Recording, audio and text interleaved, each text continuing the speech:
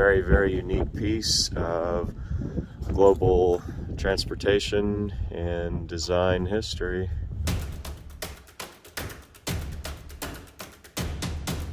Out here today in Sidney, Nebraska. This is the Rob Van Vliet collection, and this is a 1937 Seagram's whiskey bus. This is a follow-up video from a little series I did out here at a pretty neat vintage World War II munitions plant, and this houses a collection of several thousand old trucks, old cars, and the whiskey bus here is unique enough that I want to do an individual video on its own. So this was commissioned by Seagram's.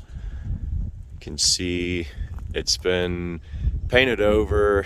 I think a construction company used it after it was sold out of the Seagram's fleet, but you can still see the distillery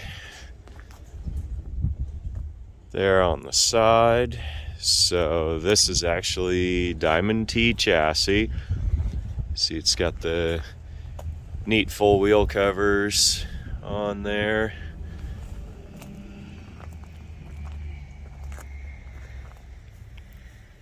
Incredible, just fascinating Art Deco design on this. See the design of the grille, the cues definitely reflect the rest of the Diamond T stylistic look, but this is, as we're told, a one of one, and they did this. My understanding is that after Prohibition there were still people that kind of had that mindset and wanted to carry that on just in a little bit different way legislatively, and so they did a, I don't know what you'd call it, restrictive advertising push. And so the places that whiskey and beer and alcohol companies were otherwise allowed to be present in before, they restricted that, and so the companies got a little creative and they said, hey, we have thousands of dollars of ad money that we can't spend. You know, what would be a creative angle to make this something that gets the company recognized? And they actually did these interesting, fascinating one-off designs for these delivery trucks. So this one, just total piece of global transportation history, advertising history. Vehicles rounded, has really unique teardrop shape to it, but they still use the flat glass.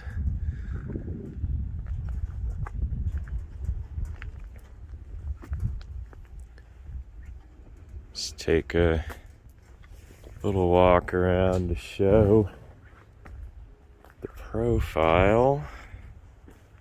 Kind of back against the sun here, but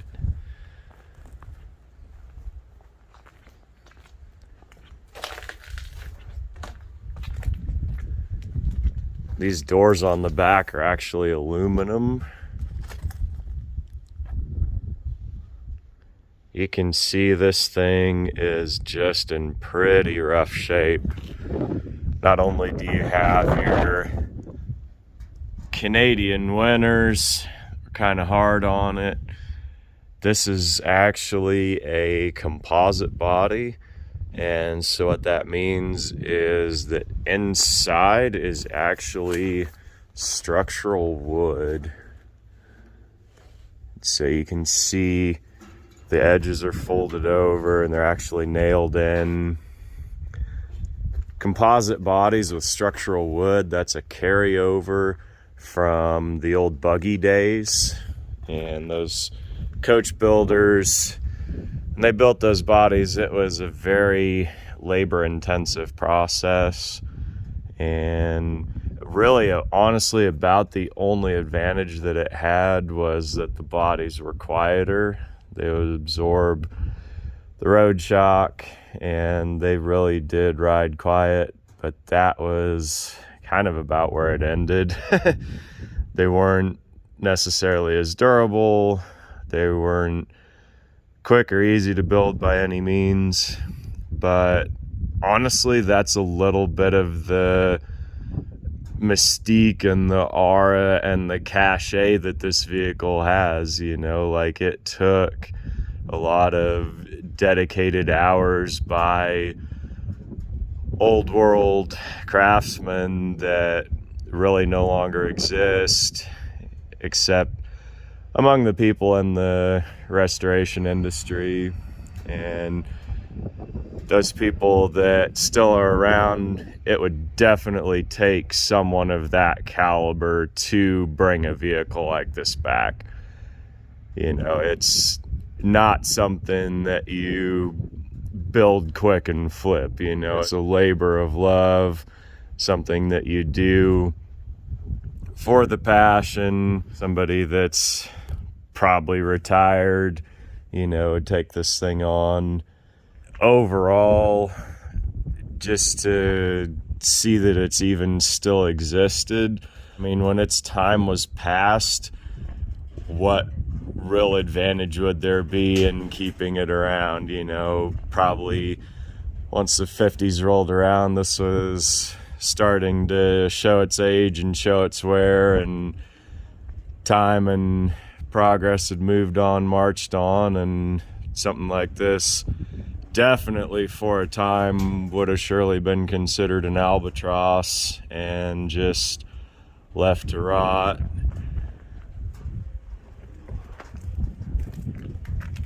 What's here, I mean, you can see by the condition, a lot of it really is a pattern for what to rebuild. You know, this is going to need to be taken totally down and revamped, redone, rehabbed. You're almost just starting with the basic parts and forming replacements and building new structure. Even just in hauling this, a person would have to be pretty careful, I would think.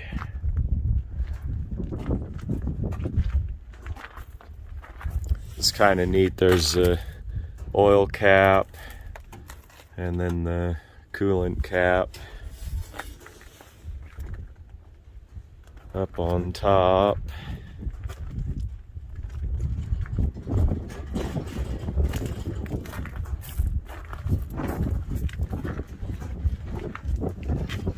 Side door here.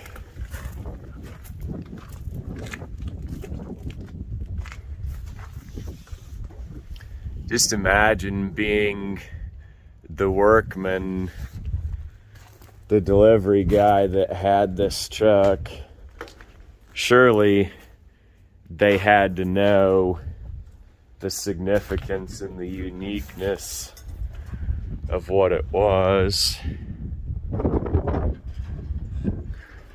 Got these really neat big arc bumpers. And then this aluminum trim is actually a feature of a lot of your older wood-bodied cars. Not all of them, but that's actually a tack rail. There's little nail shanks that are actually cast into that aluminum. And so your bridges between your panels are actually held all together onto the wood. You can see the big insert top, which is steel on this truck. A lot of your 1930s cars had a open insert in the top, and that's a feature of the composite wood structured bodies. Part of the history of that, the reason why they didn't stamp full tops was that they did not have a large enough stamping press at the factories until I think 35 GM introduced the turret top. Stamping presses, they were a huge capital expense. So in those early years, the companies just kind of had to build up some revenue to be able to invest in the big stamping presses like that.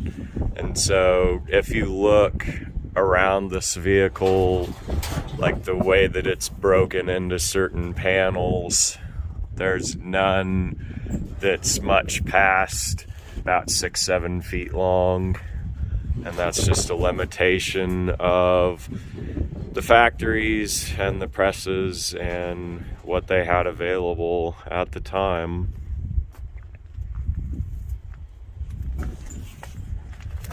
See just a little bit of a relic here of the Diamond T logo on there. There would have been a crank hole thing that went around, and then like little wings made the rest of the design. Got this unique little step on there. Not exactly sure what the engine is in here. Probably flathead 6, you would think. Traditional downdraft carb. A lot of your cab overs. Some of them had updraft just by the design of the vehicle, but this is regular downdraft. Thank everybody for coming along and watching this walk around of a very unique piece of global transportation and design history.